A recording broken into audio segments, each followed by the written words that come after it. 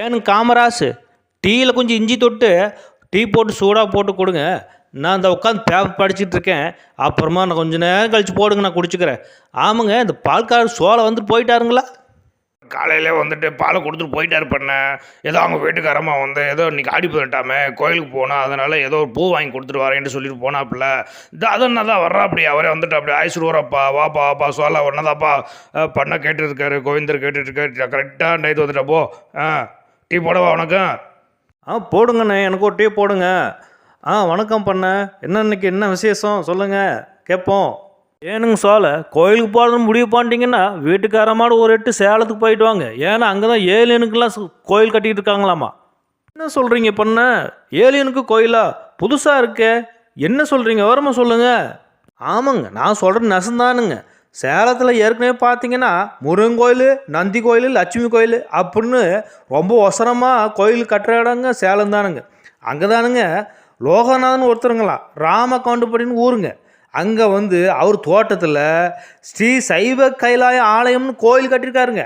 அந்த கோயில் கட்டணும் மட்டும் இல்லைங்க, கீழே பாதாளத்தில் வந்து அந்த ஏலியன் இருக்காங்க இல்லைங்களா உருவம், அந்த மாதிரி உருவத்தை வச்சு சிலை வச்சு சாமி கும்பிட்டுருக்காருன்னா பார்த்துக்குங்களேன்.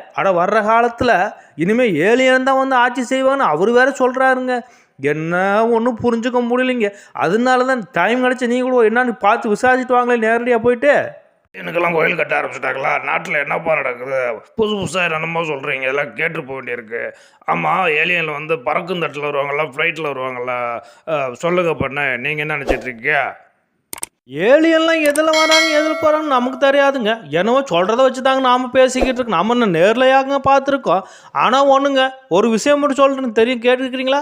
நம்ம ஊர்லேருந்து போகிறாங்களே ஃப்ளைட்டில், அதில் போகும்போது ஒரு காயை மட்டும் கொண்டு போகக்கூடாதுன்னு சொல்கிறாங்க. அந்த காயை கொண்டு போகிறதுக்கு தட்டுப்பாடு ரொம்ப விதிக்கிறாங்களாம். அது என்ன காயின்னு தெரியுங்களா உங்களுக்கு? தேங்காய்ங்க. ஏன் தேங்காயை கொண்டு போகக்கூடாதுன்னு சொல்கிறாங்கன்னா, தேங்காய் வந்து சீக்கிரத்தில் தீப்பற்றிக்குமா. அதனால தேங்காயை எங்கேயுமே அலோடு கிடையாதுங்களா எந்த நாட்டிலுமே. அது உங்களுக்கு தெரியுங்களா? அப்புறம் இன்னொரு விஷயம் சொல்கிறேன், கேட்டுக்குங்க. இந்த காயும் போது 2 கிலோவாக இருக்குமா, அந்த அதே வந்து ஈரமாக இருக்கும்போது 1 கிலோவும் மாறிடுமா.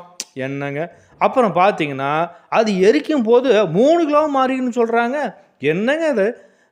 அது என்னங்க, காய்ச்சலாக இருந்துச்சுன்னா ரொம்ப லேசாக தானே இருக்கும், இது வெயிட்டு வந்து ஏறுங்கிறாங்க. எப்படிங்க அது? அது என்னன்னு விசாரித்து பார்த்தா தானே தெரிஞ்சுது. அதுக்கு பேர் கந்தகங்களாம். அந்த கந்தகம் வந்து தான் அப்படி இருக்குமா.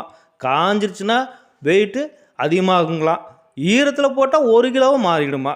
அதுவே எரிக்கும் போது 3 கிலோ அளவுக்கு அதிகரிச்சுன்னு சொல்கிறாங்கல்லங்க விஞ்ஞானிங்க. என்னமோ போங்க. அப்புறம் வேணா இன்னொரு கேள்வி கேட்குறேங்க, உங்களுக்கு தெரிஞ்சால் பதில் சொல்லுங்களேன் பார்ப்போம். ரொம்ப ஈஸியான கேள்வி தானுங்க. ஒன்றும் இல்லைங்க, தலையை வெட்டினா கூட 1 வாரத்துக்கு அந்த உயிர் வாழ்ந்துக்கிட்டு இருக்குமா ஒரு பூச்சி. அது என்ன பூச்சி, ஏன் அப்படிங்கிற விஷயம் உங்களுக்கு ஏதாவது இருக்கா தெரியுங்களா? தெரிஞ்சிருந்தா என்ன பூச்சின்னு கமெண்ட் பாக்ஸில் சொல்லுங்கள். தெரியலன்னா அது என்னன்னு நாளைக்கு சொல்கிறேன். நான் வரட்டுங்களா?